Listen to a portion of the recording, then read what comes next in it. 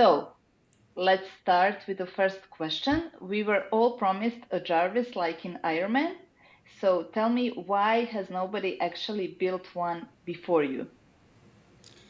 I wouldn't say so. I think, you know, at the end of the day, that's a marketing move that we used, and I'll be very honest with it. It probably will give a lot of problems in the future with licensing, but I really like that as a marketing move. I think it really, really worked.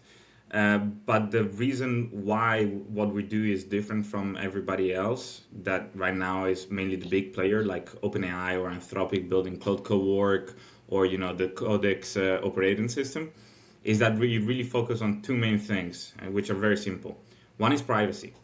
I was okay using ChatGPT or Claude and giving the data throughout my prompt to be trained their models, but when Claude Cowork came out, I'm not really that okay of giving the data that is in my computer to be trained to train AI models, right?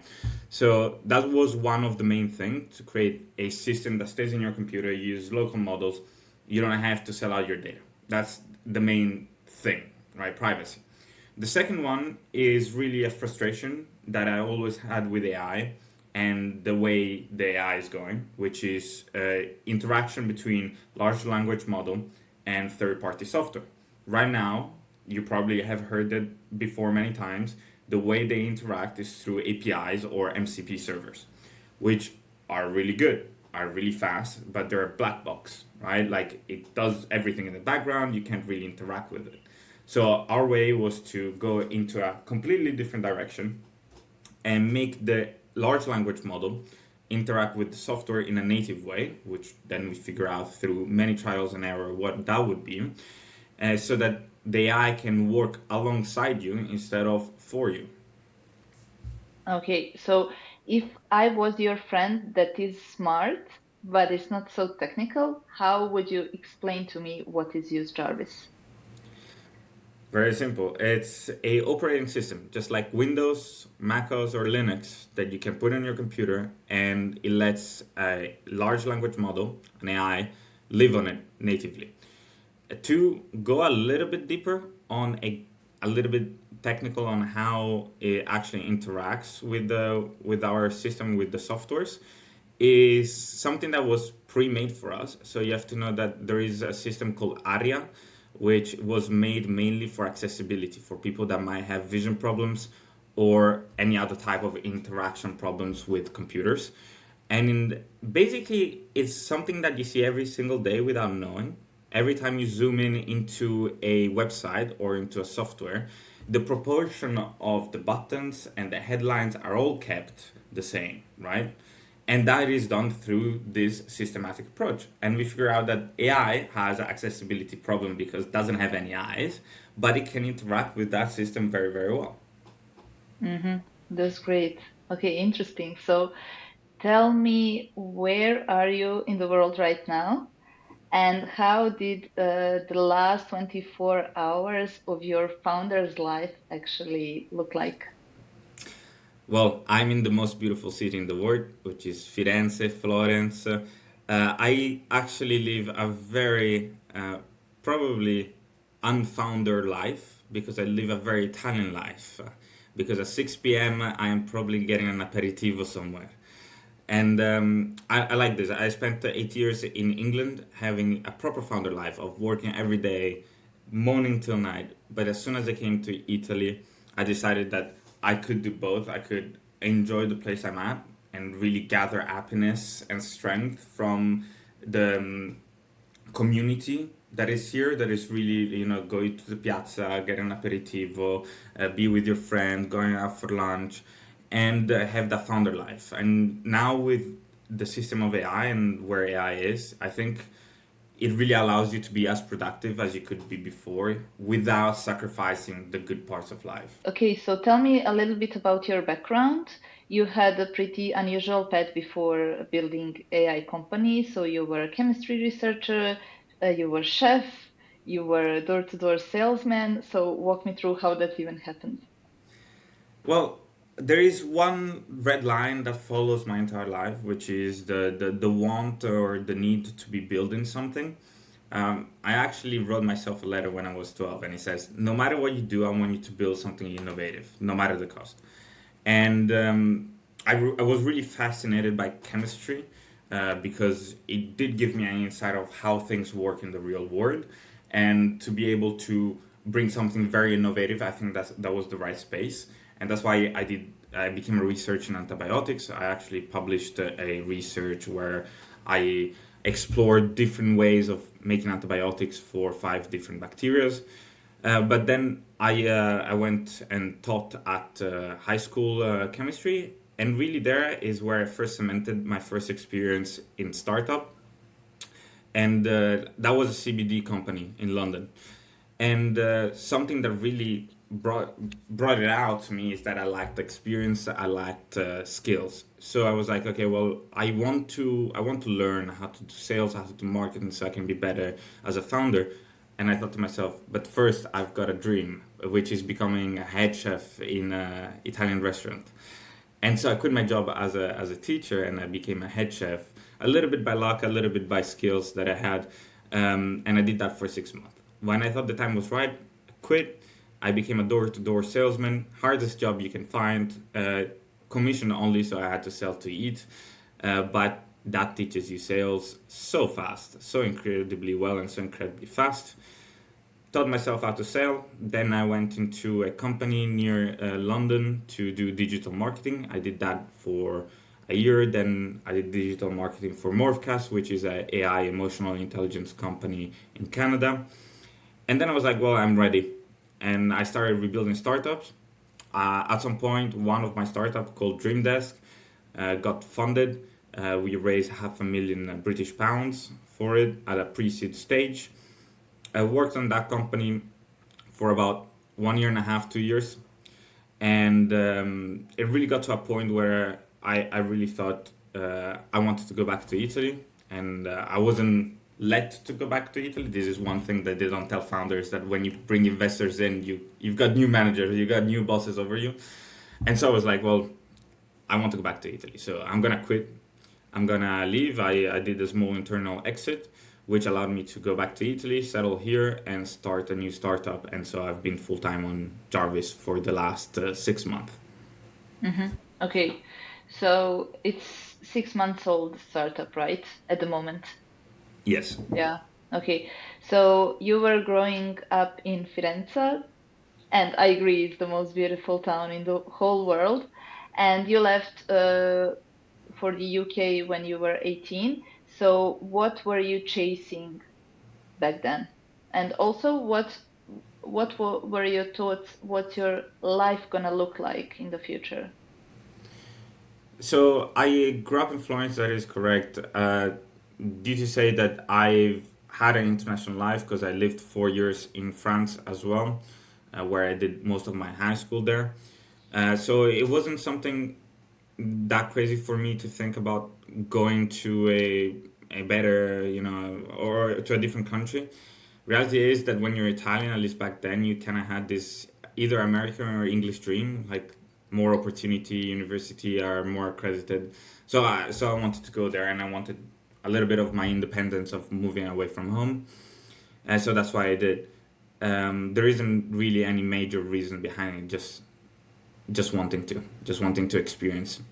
Sometimes life just has to be a good story to tell at the end. But what I see myself doing in my life, it's building. I love it. I love every second of it. I think the more I do it, the more I become good at understanding what needs to be built, and I don't really see an end in sight for me wanting to do this stuff, which is the good thing about me. But I think above all, I really value uh, teachings through story, and I really like the way my life shaping up to be as a really good story. From all of these jobs that you've done, what's the one thing that you've learned that you still use today as a founder? Oh, I mean, there are many. Every single job left me with something. I'd say is the main thing is experience, and like as a whole, as a general term, right? That the progression that you get from doing something repeatedly is insane. And if I have to look at myself back at any job I did, I was always better the last day of that job than the first day. And so for me, it's like, oh, something's not working out right now as a founder. Maybe tomorrow it will. If I keep working on it, probably if not tomorrow, the day after.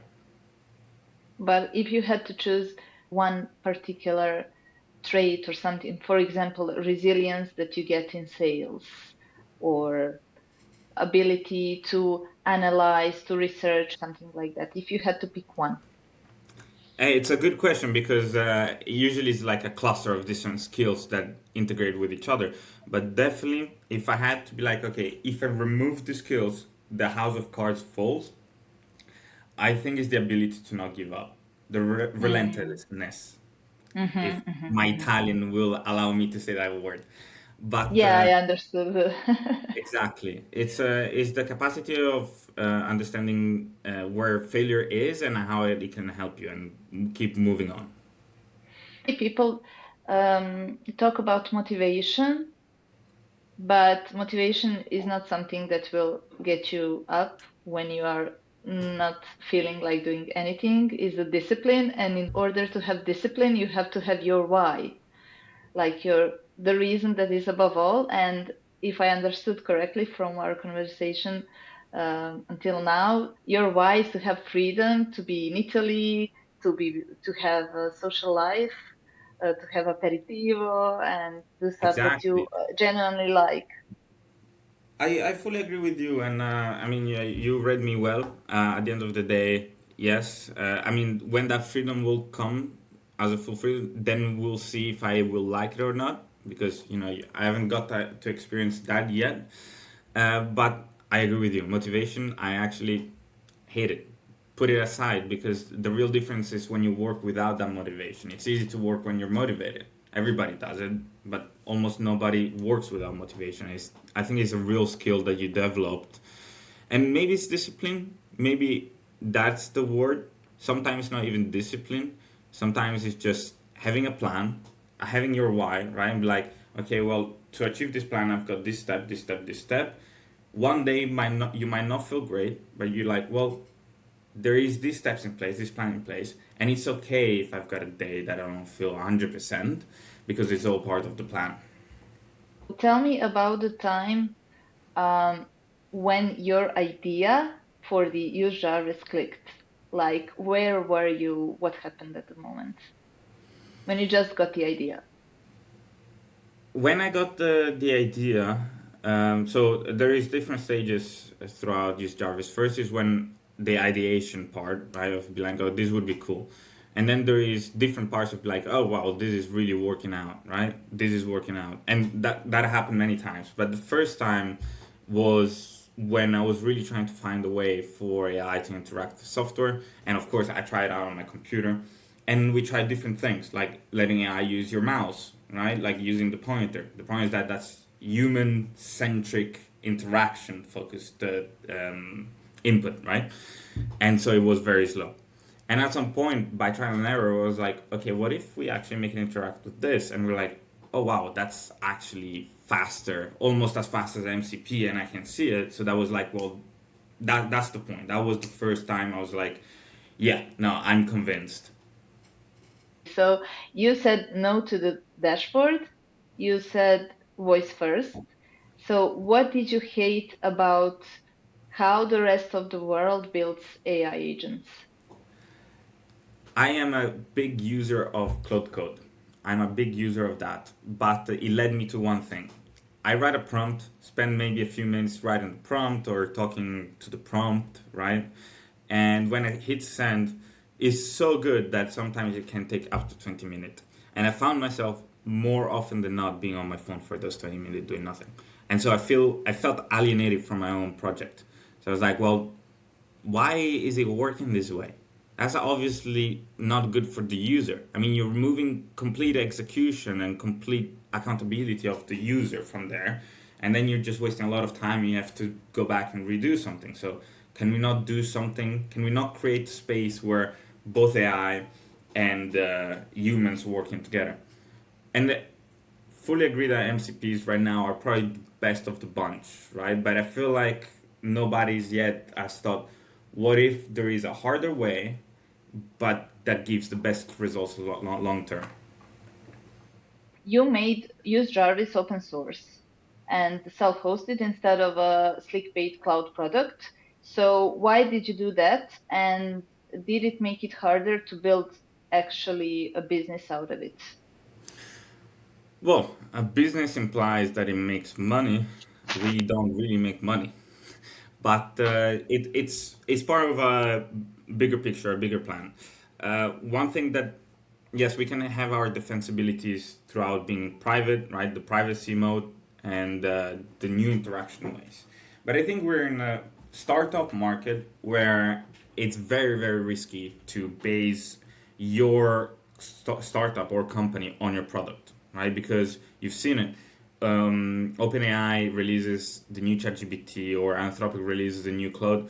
Well, 5,000 startup died in a day, right? Or I don't know, Figma stocks go down with the new update of Claude. Even everybody's affected by this, and there is these big sharks, these big players that have been mowing down startups left and right with one update, on overnight update.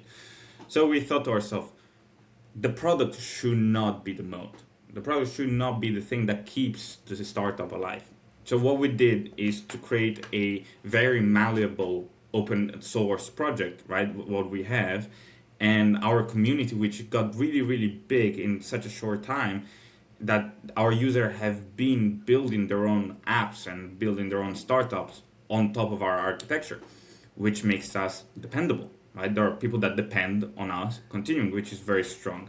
And then these people said to us, hey, can I share this creation? I know it's on your code, but like, can I sell this that I've made on top of Jarvis, right? And we're like, yeah. And we are building a marketplace. It's not out yet, but with version 1.0, it will be out, where people will basically interact and share and sell their own creation on Jarvis, where we will take a revenue split. So we shifted the risk from being on the product, which can always be killed by a big player, to be shifted on our community, right, which is growing, and that's nowadays a lot easier to grow than a product with all these big fishes. So we're really, I think we're really doing something new here as well, just de-risking the product development at all. And I'll end this answer really briefly with this, is that I think there is two things you can focus on as a founder. Urgent stuff, right? Things that will keep your startup alive now. And sometimes is usually following trends, is usually making that update that it needs to because the big player had it, right? Or important stuff.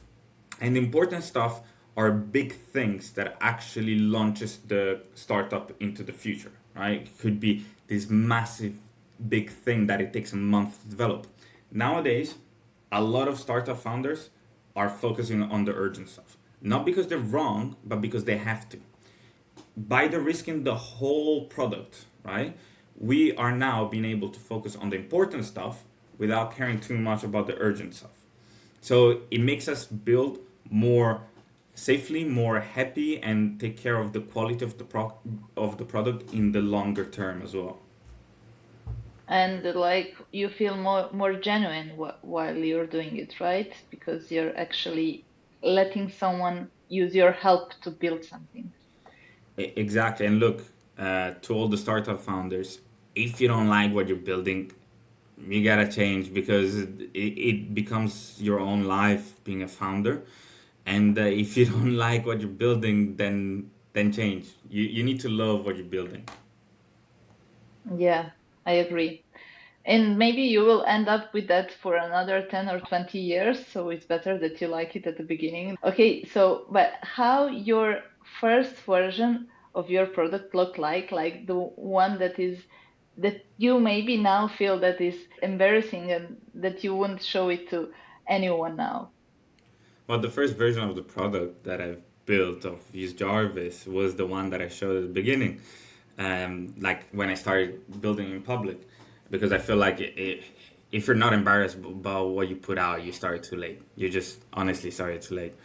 You need to get that feedback. You need to get that criticism, and you need to get that like critic of saying, "Hey, look, this is awful. What do you have here?" And so the first version was something that ran on the terminal, had basically very little interaction, but it was about the concept. We got really, really lucky in one way or another. We got really, really lucky that our project went viral on Instagram, and we started getting users straight away. And we started to build a community that really likes every update and really likes to follow us, just like a story. And I think nowadays with the tools of social media, building in public gives you a head start so big that is so powerful. And did you had some hard moments where you weren't sure it would work out at the end?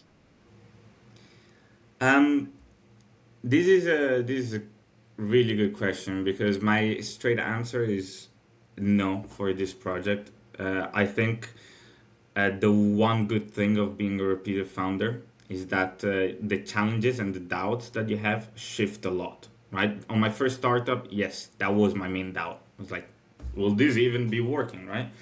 And then my second startup was like, will this even make money? And then it was like, well, can I make this my full time job, right? And I got to the point where I was like, okay, I understand what can be working. I understand that a lot of stuff can work. Like honestly, a little bit, everything can work. Even at a minimum, everything can work. And so right now, the challenges and the doubts that I have in my mind is not can it work. That's when I started. I was like, yeah, I mean, it will. And when was the moment when your product went viral on Instagram? Did you have reaction from users or one particular message that you got from someone that made you realize everything was worth it? Yeah, so it was really at the beginning when oh my god, we must have had just like 5 6 videos out and maybe 10 follower. That a guy texted me and was like, "Hey, I really like what you're doing. Can you make a Discord out of it?" Didn't really think of it. On the first day, we were like 3 people on it, like me, my co-founder, and him. And and that was a really good moment for me because I understood that people actually were using it and really liked it. And I think one of the strengths that you need as a founder is recognizing these little achievements, as small as they might be, and getting joy out of it. And then, of course, you need to reset the standard to move on. But it's really important to keep those moments, those memories in your head, so you can, go back and really understand the progression that you have. Yeah, yeah. And if you manage to help even one person in the beginning, that means you can help 101, 1001, and so on. If someone who is starting today or has an idea but hasn't started already, what would you tell them was the first thing that they have to do if they only have idea, for example? Just do it. Like I think Chris Williamson said it correctly. Thinking about doing the thing is not doing the thing. Planning to do the thing is not doing the thing. Dreaming about doing the thing is not doing the thing. The only thing that is doing the thing is doing the thing. And yeah, it might not work. It's your first time, whatever. But the experience that you get from even trying, from even spending 10 minutes on it, it's already infinitely larger than if you didn't try. Yeah. And you already told me what's your why. Because you reinvented yourself for so many times, do you have maybe more advice? How do you stay motivated when it isn't working, actually? I think everybody is different, and I can only speak for my experience. I did not reinvent myself many times. I did different jobs, and those were all part of a plan. I needed those skills, so I changed jobs to get those skills. For me to stay, you know, grounded and to keep going even through the bad days is to have a plan. It's like these are the steps I need to do. These are the amount of failures that I need to achieve. These are the things that I need to get, and then that will bring me forward. And that what always helped me. So that's a lot of people uh, told me like, why did you reinvent so many times yourself? And it always comes out as a question that doesn't work for me because I always knew I would do those things from the moment I made the plan. Okay, and where do you see Use Jarvis in a year from now? And are you scared? And if you are, what scares you about getting there? Where do I see use Jarvis in here from now? Technically, most of my expectation were far more achieved than I thought it would be. I thought we would reach 10,000 downloads after 12 months. It's been 3 months since the project is actually out downloadable, and we reached 42,000 yesterday. And eh, for me, again, it's building something great, innovating. So where do I see use Jarvis in a year from now is just be a year better, whatever that means. And I know it's such a simplistic and probably not the answer you're looking for, but I think one of the thing as a founder is to have a very vague plan, right? Like, and then very specific step that you do day by day, right? I know what I'm gonna do tomorrow because I know the vague plan, the vague objective that I'm trying to reach at the end, but I need to be grounded on a day-to-day basis. I know answer to this question, but tell me, okay, so Firenze or Brighton? Finance is not a question. I knew it, but I had to ask you. Okay, so the best job that you had before this one, Chef. that like the one chef, right? Chef. So, It's the job I still had the most fun with. It was my dream, and I did it, and I enjoy every second of it. It was a hard job because I used to be a head chef, so I started really early and ended up really late at night. But I enjoy every second of it. It was just not part of my plan. okay, so what's your favorite dish? Italian dish, of course. Well, my favorite one to make and that eat if I make it is lasagna. So tell me, where should people follow you, and where should people go to try use Jarvis? Don't follow me, please, because my videos are embarrassing. But they're on Instagram, and the handle is Projo, so PROJ dot Jarvis. Project Jarvis was taken, as you, as you can imagine. And you can download it from our website called usejarvis.dev or from our GitHub repo that you can find on our Instagram. Okay, thank you. And tell me, last but not least, if you were talking to a younger version of you right now, which is flipping between chemistry, cooking, and sales, what would you want him to hear? Do what you want to do, follow your heart. Like, you got it. And such an unoriginal take, but it's true. That's why everybody says it.